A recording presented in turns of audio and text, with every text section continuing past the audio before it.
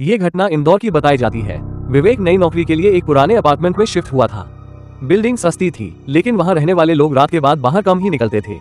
पहली रात सब नॉर्मल था, लेकिन करीब 2:30 बजे विवेक की नींद खुली। उसे बाहर कॉरिडोर से किसी लड़की के रोने की आवाज आ रही थी, बहुत धीमी, जैसे कोई अकेले बैठकर रो रहा हो। विवेक ने दरवाजे के नीचे से बाहर झांका।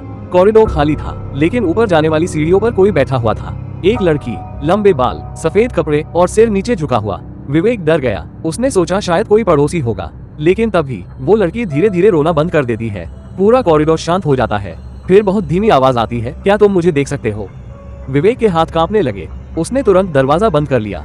कुछ सेकंड बाद उसके दरवाजे पर हल्की नॉक हुई, टक टक टक। फिर वही आवाज आई, प्लीज दरवाजा खोल दो। अब उसकी सांसें तेज हो चुकी थी। उसने फोन उठाया और नीचे वाले गार्ड को कॉल लगाया। गार्ड कुछ सेकंड चुप रहा, फिर बोला, सर अभी दरवाजा मत खोलना। विवेक ने कांपते हुए पूछा, क्यों? गार्ड धीरे से बोला, 3 साल पहले उसी फ्लोर पर एक लड़की ने सुसाइड किया था। तभी दरवाजे के बाहर से हंसने की आवाज आने लगी, धीमी लेकिन बहुत डरावनी। फिर अचानक उसके कमरे की लाइट्स बंद हो गई। पूरा कमरा अंधेरे में डूब गया और उसी अंधेरे में उसे महसूस हुआ कोई उसके बेड के पास खड़ा है, बहुत पास। विवेक डर के मारे बिल्कुल जम गया। पूरा कमरा अंधेरे में था, सिर्फ बाहर कॉरिडोर की हल्की पीली रोशनी दरवाजे के नीचे से अंदर आ रही थी। फिर धीरे धीरे उसके मैट्रेस पर दबाव पड़ने लगा, जैसे कोई बेड पर चढ़ रहा हो। विवेक रोने लगा। तभी उसके फोन की फ्लैशलाइट अपने आप ऑन हो गई। कमरे में हल्की रोशनी फैली और उसी रोशनी में उसने देखा वही लड़की उसके सामने बैठी थी। गीले बाल, सफेद चेहरा और आंखें पूरी काली। लेकिन सबसे डरावनी बात उसके पैरों का हिस्सा था ही नहीं।